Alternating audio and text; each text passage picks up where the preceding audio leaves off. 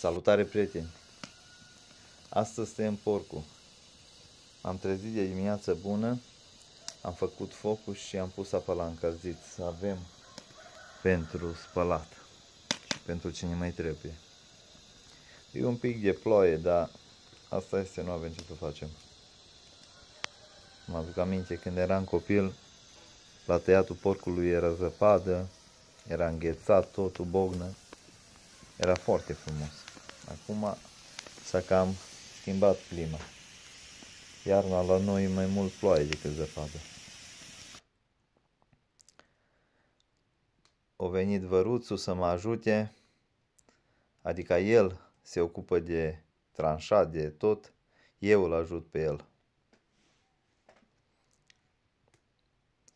Am un porc 100% de carne, după cum se și poate vedea.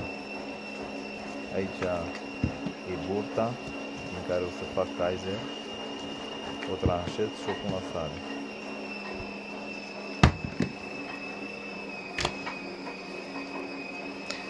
Numai straturi. Mi stres, băbune.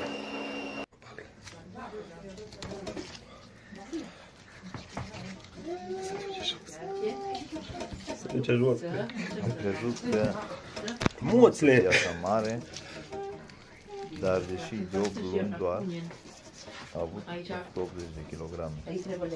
Nu m-am așteptat. Bine că în ultimul timp i-am dat să mănânce și tot ce e mai bun, și lapte de capră și de toate.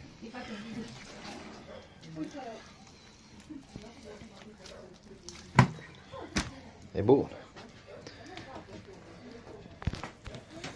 Nu am avut, pentru jumări nu am avut deloc untură, nimic. Și slănina, după cum se poate vedea, e foarte subțire.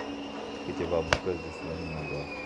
O pun și pe aceasta în saramură, în slatină și o lăs câteva săptămâni, după care o pun acolo.